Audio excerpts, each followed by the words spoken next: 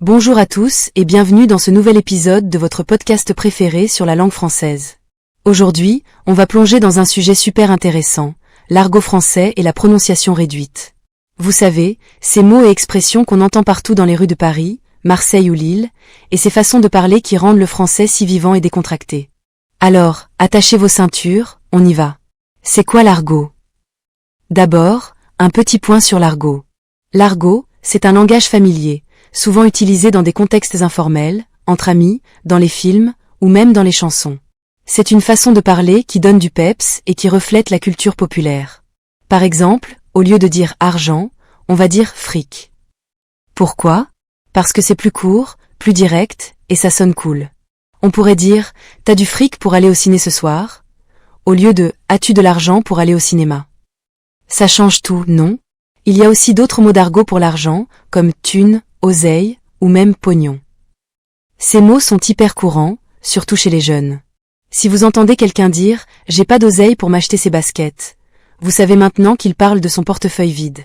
Passons maintenant à la prononciation réduite, un phénomène qu'on entend tout le temps en français parler.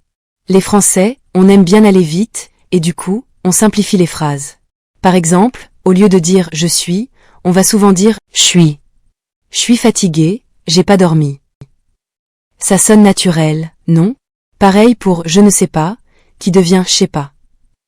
Si quelqu'un vous demande « tu viens à la soirée », vous pouvez répondre « je sais pas, je te dis ça plus tard ». Cette prononciation réduite, c'est une marque du français oral, surtout dans les conversations décontractées. On coupe les syllabes, on fusionne les mots, et ça donne un rythme particulier. Écoutez bien autour de vous, vous allez l'entendre partout. Mais pourquoi les Français parlent comme ça ? Eh bien, l'argot et la prononciation réduite, c'est une façon de se rapprocher des autres, de montrer qu'on est dans le même délire, qu'on fait partie du même groupe. Quand vous dites « je suis crevé », au lieu de « je suis fatigué », vous montrez que vous êtes à l'aise, que vous parlez comme tout le monde. Attention, par contre, l'argot et la prononciation réduite, c'est surtout pour les contextes informels. Si vous êtes en entretien d'embauche ou dans une réunion pro, mieux vaut dire « je suis » que « je suis ». Mais dans la vie de tous les jours, avec vos potes, l'argot, c'est la clé pour sonner authentique.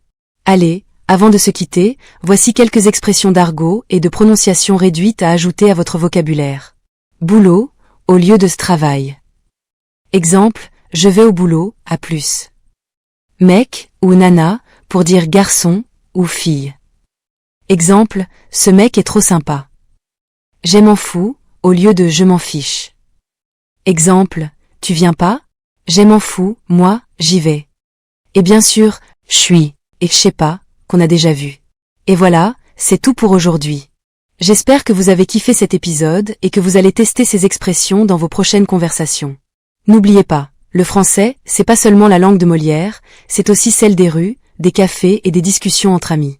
Alors, lâchez-vous, parlez argot, et dites « je suis » au lieu de « je suis ». On se retrouve bientôt pour un nouvel épisode. À plus.